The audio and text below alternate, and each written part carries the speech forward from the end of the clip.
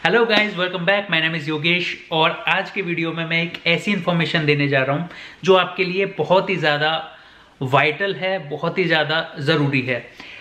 तो अगर आप किसी भी तरह से कनाडा आने का प्लान कर रहे हैं और आपका प्लान है वो सक्सेसफुल हो गया है, उस बारे में मैं आज बिल्कुल भी डिस्कस नहीं करने वाला हूँ, क्योंकि इसके लिए मैंने ऑलरेडी काफ़ी सारे वीडियो बना रखे हैं कि आप यहाँ पे कैसे कैसे आ सकते हो, क्या क्या तरीके हैं। तो इस वीडियो में मैं बताने जा रहा हूँ कि आप एक बार यहाँ पे आ जाते हो तो सबसे ज़रूरी चीज़ जो आपके लिए है वो है एक जॉब फाइंड करना, राइट। और ये ट्रस्ट मी सबसे ज़्यादा मुश्किल और सबसे ज़्यादा फ्रस्ट्रेटिंग फेज़ होता है जब तक आप यहाँ पे आ जाते हो और आपका जॉब नहीं लगता है। उसके काफ़ी सारे रीजंस होते हैं।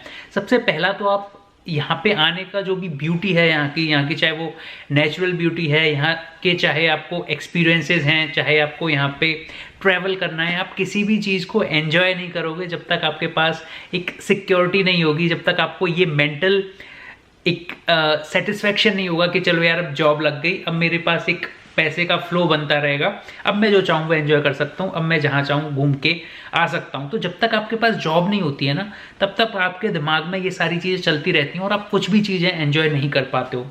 दूसरा रीज़न ये है कि आपके पास कुछ लिमिटेड अमाउंट होता है इंडिया में जो आप यहाँ पे लेके आते हो, और जब आपने इंडिया में कमाया होता है वो काफ़ी मेहनत से कमाया होता है और काफ़ी यहाँ के कंपैरिजन में काफ़ी कम अमाउंट होता है। जैसे ही आप आते हो यहाँ पे आपको रेंट पे करना पड़ता है, यहाँ को आपको सारी चीज़ें महंगी लगेंगी इनिशियली।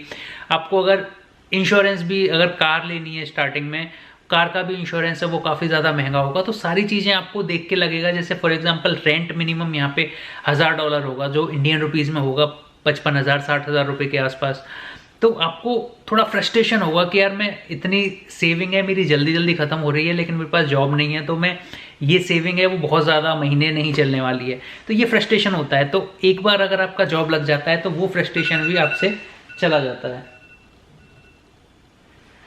ओके, तो ये चीज़ है। और दूसरी चीज़ ये है कि आने के बाद आपको जब तक, अगर भले ही आपके पास सफिशिएंट फंड है, भले ही आपके पास सारी चीज़ें हैं, लेकिन जब तक आपको जॉब नहीं लगेगी तब तक आपको एक ऐसा रहेगा कि आप कुछ भी शांति से नहीं बैठ पाओगे, आप कुछ भी काम में और काम में मन नहीं लग पाएगा। तो कुल मिला के ये है कि जॉब यहाँ पे अगर आपको लेनी है तो क्या क्या प्रोसीजर फॉलो करने हैं, क्या क्या बेस्ट टेक्निक्स हैं जो आपको अप्लाई करनी चाहिए, जिससे आपको कम से कम टाइम में आपकी डिज़ायर्ड जॉब मिल जाए। ठीक है, तो सबसे पहले मैं बताता हूँ इस चीज़ में कि आपको इंडिया में आप क्या थे, इंडिया में आपका कितना एक्सपीरियंस था, इंडिया में आपकी कौन सी डिग्रीज थी। ये कनाडा में आने के बाद हो जाता है एकदम ज़ीरो। ये सुनने में देखो बड़ा हार्श लगता है, ये सुनने में बड़ा अजीब लगता है, लेकिन ये यहाँ की सच्चाई है। फॉर एग्जांपल मैं अपना बताऊं तो मैं TCS में जॉब करता था, मेरा खुद का बिजनेस भी था इंडिया में।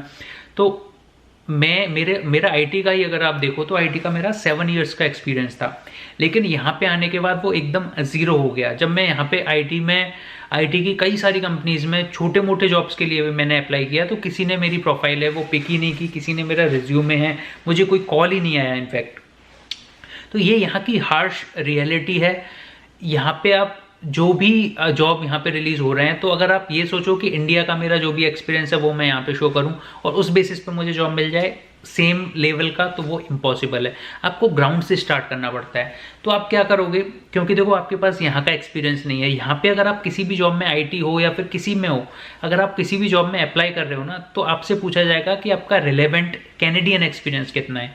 तो कैनेडियन एक्सपीरियंस ऑब्वियसली आपका ज़ीरो है, तो आप उस चीज़ में जा ही नहीं सकते। तो आपको स्टार्ट कैसे करना है, आपको स्टार्ट ऐसे करना है कि यहाँ पे कोई भी जो भी जॉब निकल रही है आप वो फिल्टर कर लो, चाहे वो आप इंडीड से देखो, चाहे आप वो फेसबुक से देखो, चाहे वो किसी भी जगह पे जॉब निकल रही है।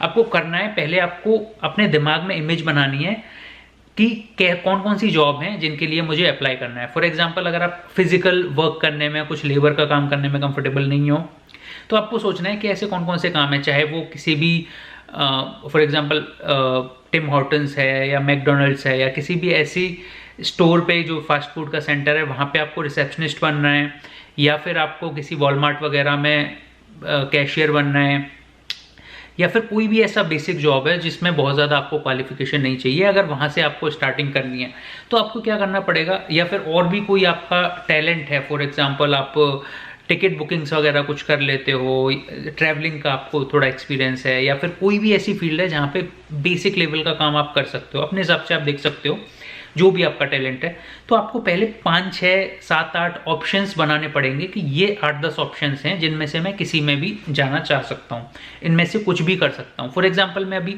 2 लेके चल रहा हूँ। जैसे आपने सोचा कि मैं वॉलमार्ट में कैशियर वगैरह का काम कर सकता हूँ, या सेकेंड आपने सोचा मैं कुछ टिम हॉर्टन्स पे या मैकडोनल्ड्स पे बर्गर वगैरह बनाना है, या फिर ये सारी चीज़ें इनमें मैं इनिशियली लग सकता हूँ, क्योंकि इनमें कोई टैलेंट नहीं चाहिए होता है, जाके आपको वो कुछ ट्रेनिंग वगैरह देंगे और आप रेडी टू गो हैं। तो आपने सोच लिया ये, तो फिर आपको क्या करना है, जो भी ऐसी रिक्वायरमेंट निकलती है ना, तो रिज्यूमे आपको सेम नहीं रखना है कि आपने एक रिज्यूमे बना दिया उसको ही धड़ाधड़ फॉरवर्ड करे जा रहे हो, तो आपको कहीं से भी कोई जॉब ऑफर नहीं आएगा, कहीं से भी आपको इंटरव्यू के लिए कॉल नहीं आएगा।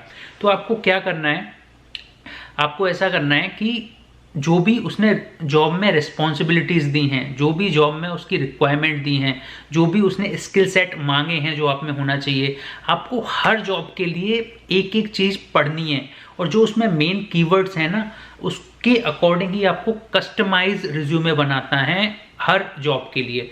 ये चीज़ बहुत ज़्यादा इंपॉर्टेंट है, इस चीज़ को ध्यान से सुनना जो भी मैं बोल रहा हूँ।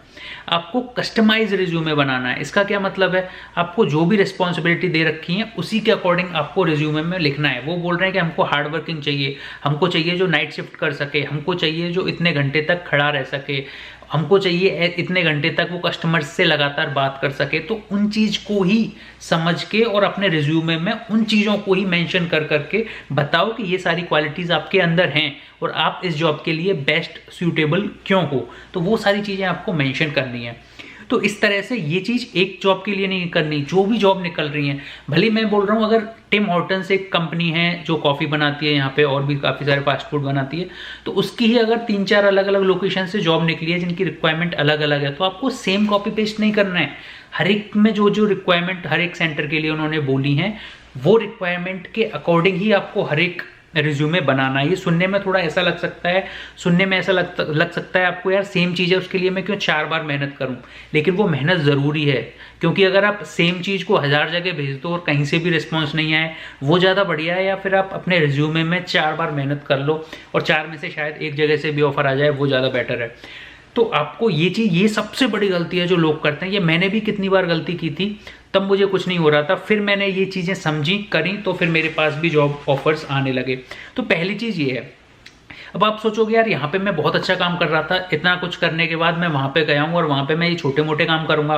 तो इसका देखो सॉल्यूशन ये है कि एक बार आपको बेसिक जॉब ले लेनी है, तो इससे आपका जो मेंटल प्रॉब्लम्स है ना वो सारे सेटल हो जाएंगे। आपको पता चल जाएगा चलो ठीक है, मेरे जो खर्चे हैं उतने निकालने के लिए मेरे पास हो गया। आपकी फॉर एग्जांपल 7 घंटे की जॉब है या 8 घंटे की जॉब है, उसके बाद और 2 दिन आपको वीकेंड ऑफ मिल रहा है, तो उतना जो टाइम है उसमें फिर आपको सोचना है कि मुझे अब आगे क्या करना है।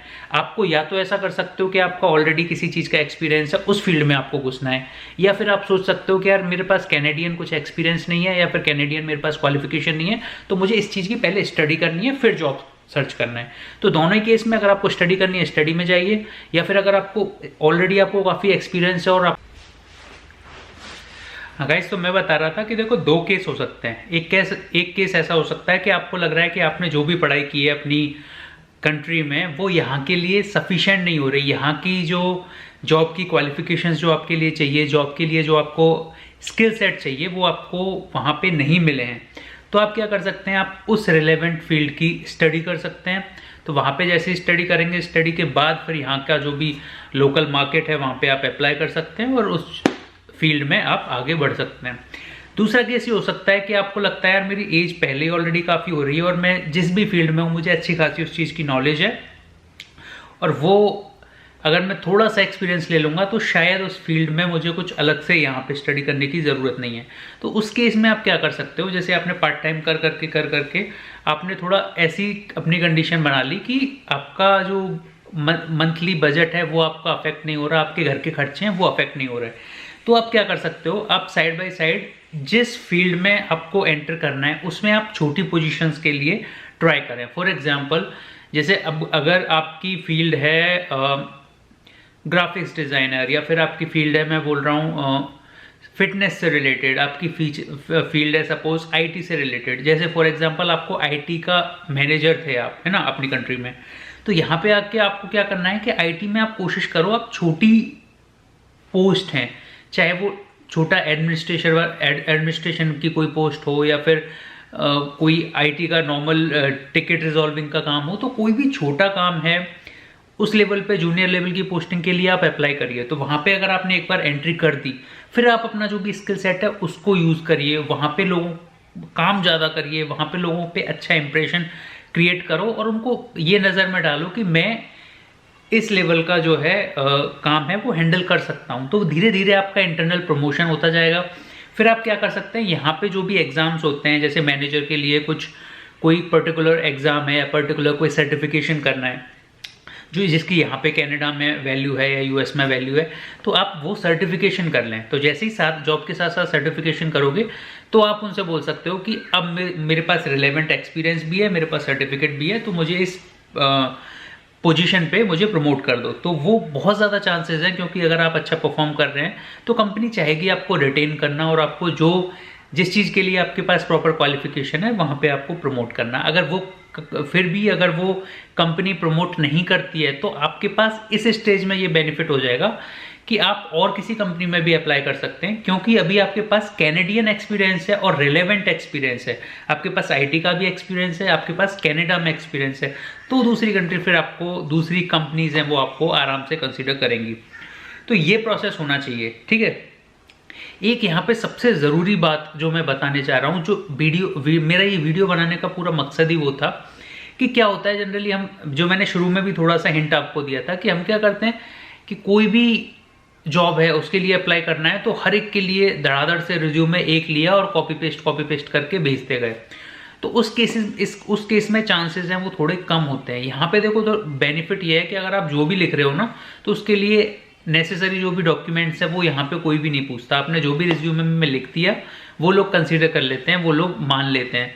तो आप कोशिश ये करो कि देखो जो भी उसमें इसमें क्या उनका क्या होता है, ये जो पिक करते हैं ना, जो भी रिज्यूमे आप किसी भी कंपनी के लिए अप्लाई कर रहे हैं और पिक करते हैं, तो ऐसा होता है कि देखो एक वैकेंसी है, जैसे एक वैकेंसी नहीं, फॉर एग्जांपल किसी कंपनी ने कोई जॉब डाली, उस पर 10 वैकेंसीज हैं और उस पर 10 पे मान लो 1000 या 10,000 रिज्यूमेज आए, तो उनका काम ये नहीं होता है, वहाँ पे एचआर वगैरह है या फिर जो भी उनकी रेलेवेंट टीम है, उनका काम ये नहीं होगा कि वो एक एक रिज्यूमे को ओपन करें, सारी डिटेल्स पढ़ें और उनमें से जो पसंद आए उसके लिए फिर कॉल करें, क्योंकि ये यहाँ पे इतना कोई एफर्ट लगाता ही नहीं है, इतनी मेहनत करता ही नहीं है। तो वो क्या करते हैं, उनके पास एक ऑटोमेटिक सिस्टम्स होते हैं, तो वो ऑटोमेशन का सिस्टम चला देते हैं।